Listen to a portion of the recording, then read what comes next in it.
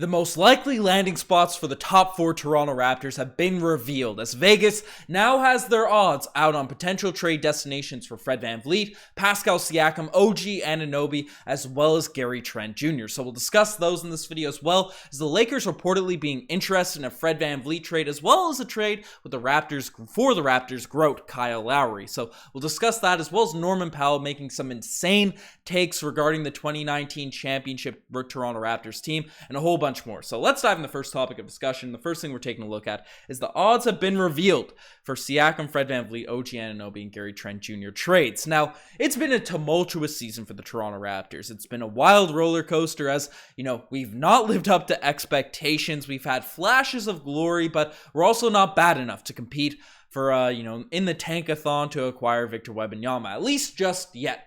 As the last 3-game win streak we've been on has shown. So that's led a lot of Toronto Raptors fans, a lot of pundits to expect a trade to go down coming up ahead of this year's trade deadline. And now, as the reports have been flying out left, right, and center, we've been covering them all in the Raptors Digest, but odds have now been revealed for the Raptors' top 4 guys and where they could potentially land following this year's trade deadline on the CoolBet app, which you can check out using the link, sign up for it in the link down below. But let's dive into these odds as we got some interesting ones, as obviously for all 4 guys, they have predictions in terms of where Gary, Pascal, OG, and Fred will play following the 2023 NBA trade deadline, and the Raptors are the most likely destination for all of our players, all of our top guys, which makes sense.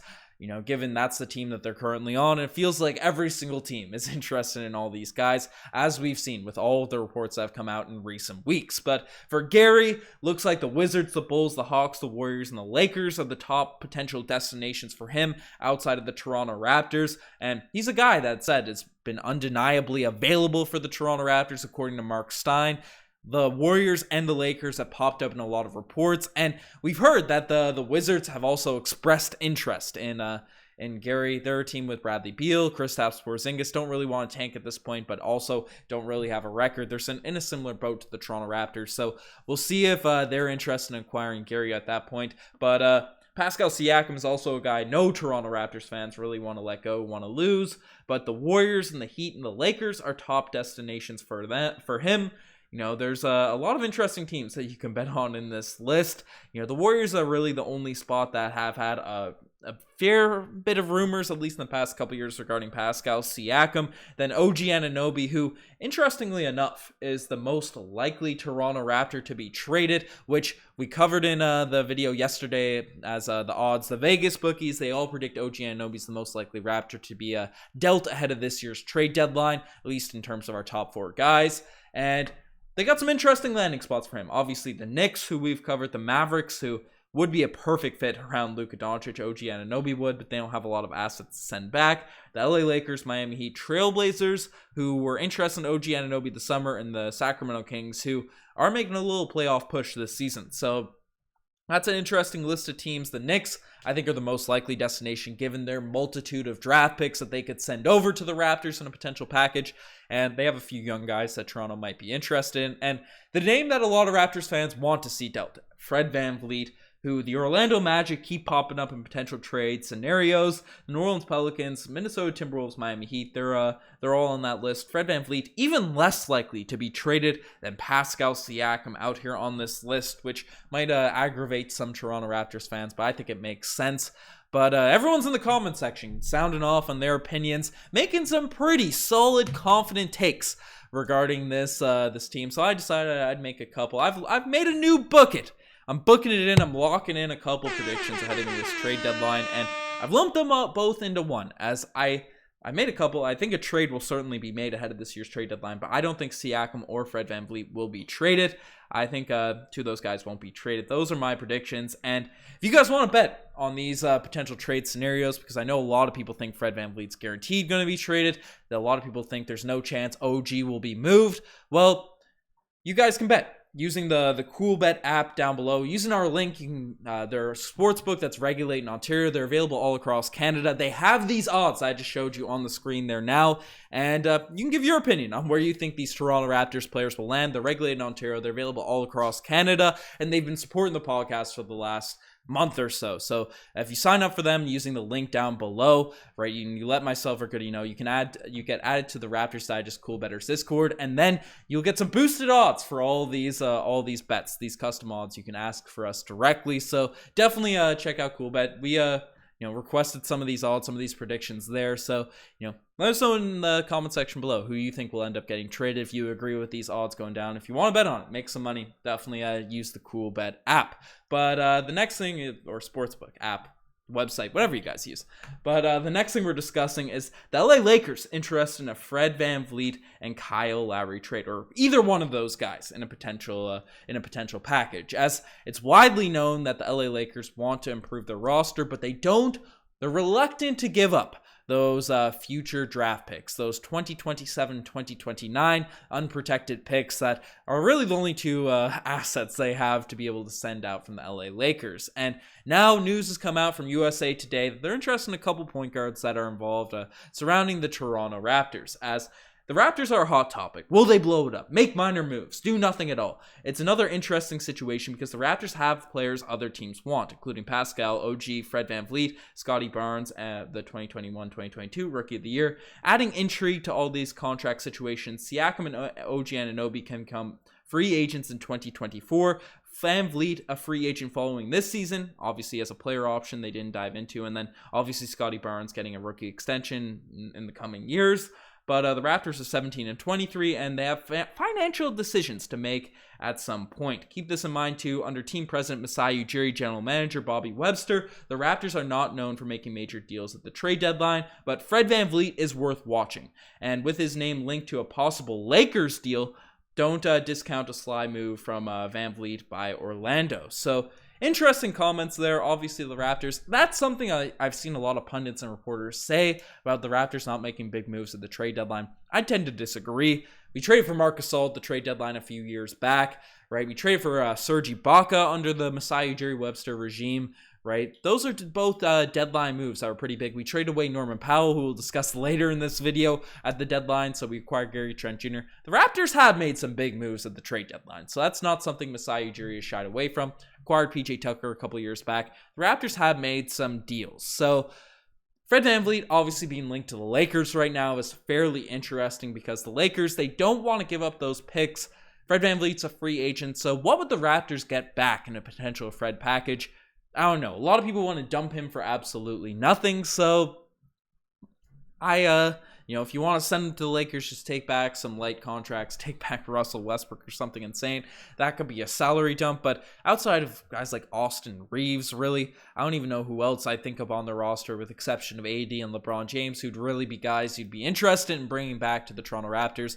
Maybe Lonnie Walker, who has been all right this season, has taken a step forward, but is still not a guy that's moving the needle for the Toronto Raptors. I don't see a real package where Fred VanVleet's going to the LA Lakers, but if they're interested in him, maybe they could swing a multi-team package, a multi-team deal where players are moving around left, right, and center. But in terms of just assets, unless the Lakers are willing to add future unprotected first-round picks, then I'd be more have my eyes on a potential LA Lakers deal. But interestingly enough as well, they're linked to the Raptors' GOAT Kyle Lowry, and the Miami Heat are looking to shed Lowry's salary as well right now.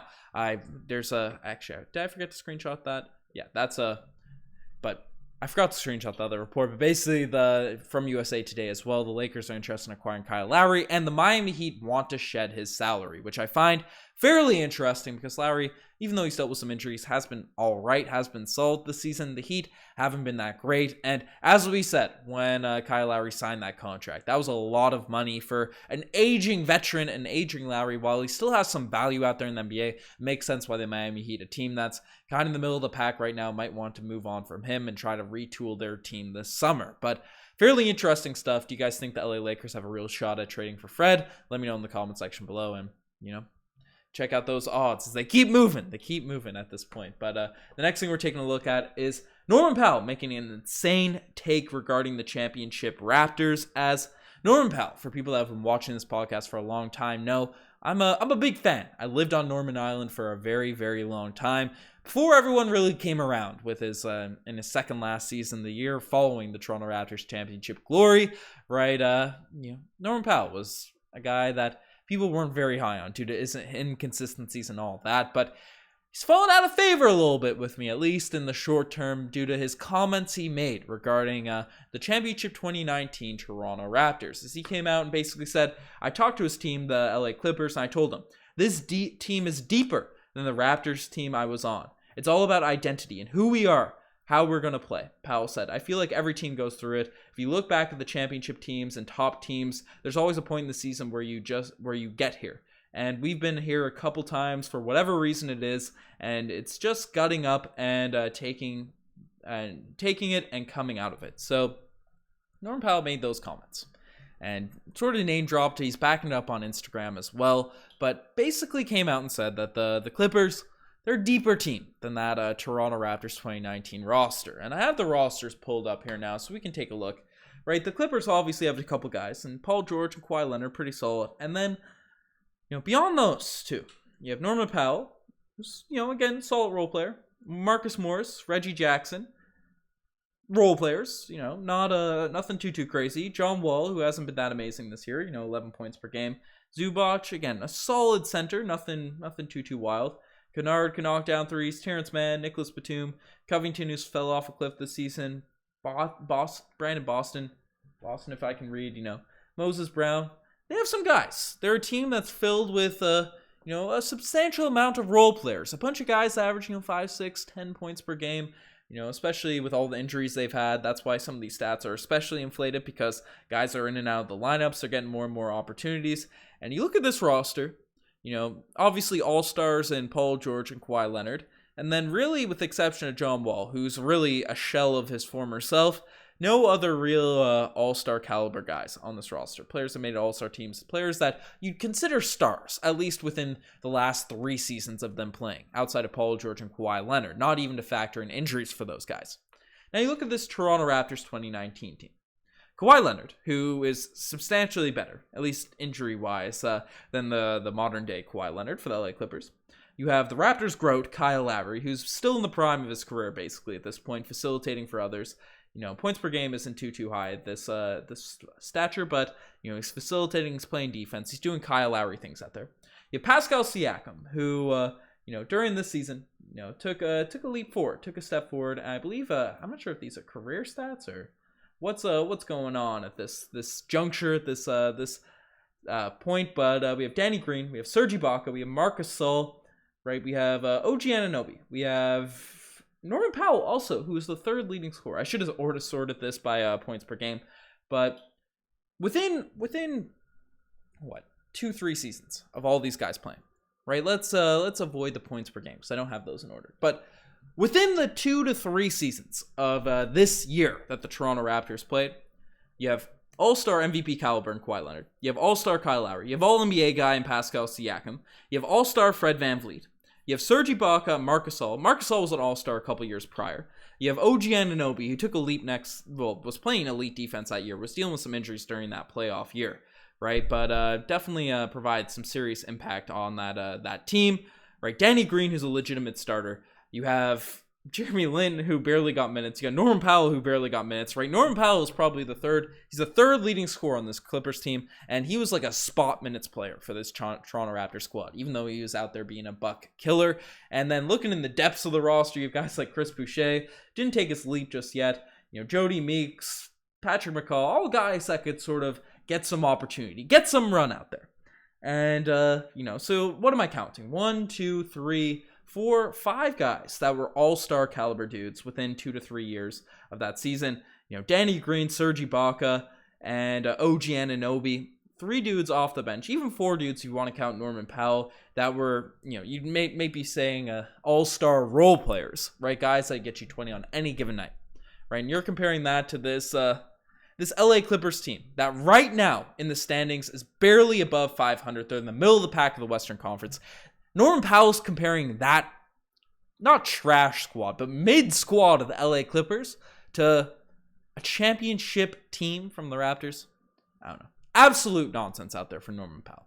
Foolishness, utter insanity. I don't know what he's going on with, but maybe he's bitter at the Toronto Raptors for trading him. Who really knows? I still love me some Norm God. I love me some Norman Powell, but That's a bad take there. That's a bad take there, Norman. So let me know what you guys think about that in the comment section below. And the final thing we're discussing in this video is Scottie Barnes taking some heat from Bleacher Report, as they said they broke down the disappointments of the season. And the Toronto Raptors, I thought as a team should have been in there, but they decided to take it out on Scottie Barnes, as especially how he's getting that "I dare you" treatment from opposing defenses. The only reason why Toronto Raptors ranked 29th in the half court in terms of scoring efficiency isn't sure why it sure isn't helping matters. Even worse, the defensive impact seemed to set Barnes on the floor as a quality starter has largely disappeared.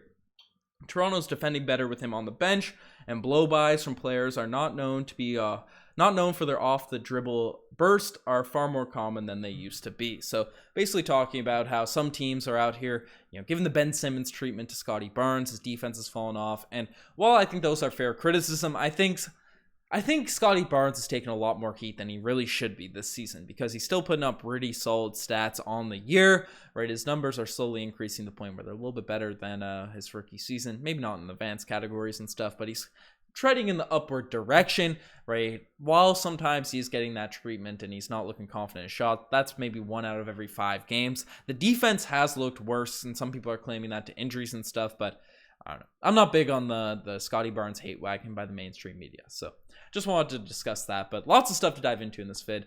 I appreciate everyone for making it this far. Definitely check out the Coolbet app if you're interested in checking out any of those odds. Shout out to those guys. We were requesting for these trade odds for a little bit, and they were able to put them out there into their app. People have been calling for some trade odds, where to bet them. So now do it using the Coolbet app. But you guys are the best. I'm signing out. Cheers.